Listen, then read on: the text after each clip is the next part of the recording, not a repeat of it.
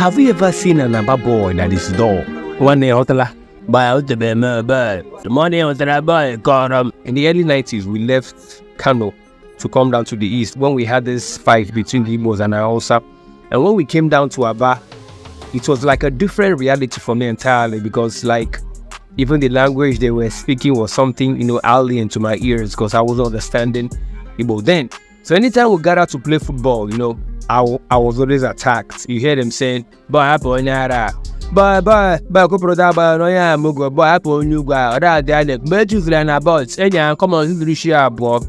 see, these guys were stigmatizing against me then because I wasn't understanding Igbo. So this thing continued on and on and on. But throughout all these things, I was still making efforts to learn Igbo language. So, it was coming little by little. In that same circle where we play football, I had about 2 guys, who actually welcomed me for who I was and was making efforts to teach me Igbo language. So one would tell me, boy, don't worry, I know me, I got Igbo, but so long I met you're that boy, Koi Hoshige, quiet boy Hoshige, that boy Mugu, Koi Hoshige. They were encouraging me to take the fight to the guy. That guy, was no strong man.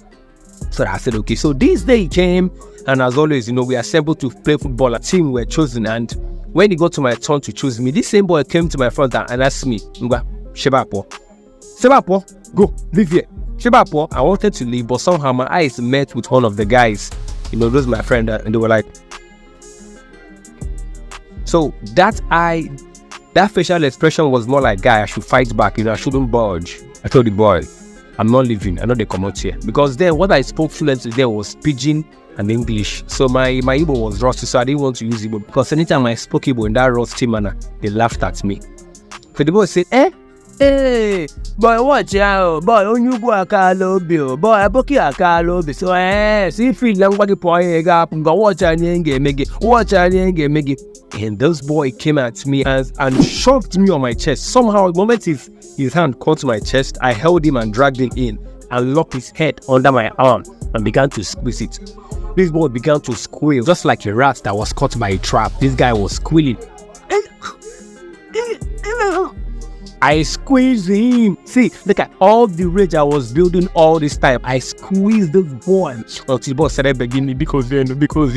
The funny thing is that the boys around were not ready to celebrate the fight. After a while, I left him and he fell to the ground, and I got on top of him in that same energy and filled his mouth with sand. And while I was doing it, the guys were cheering me, and that was one traditional way to show that you've defeated somebody in a clean way. Those boys encouraging me. After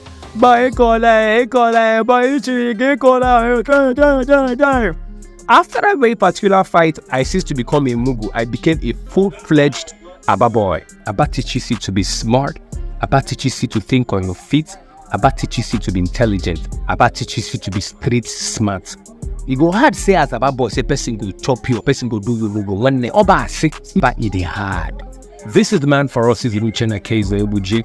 For all my Aba folks, be it a guy or the girls, come to the comment section and rep if you are truly one Aba. Boy, money will you live back, be a comment section. Where am I now? Where am I? Abadaju, Abajuta.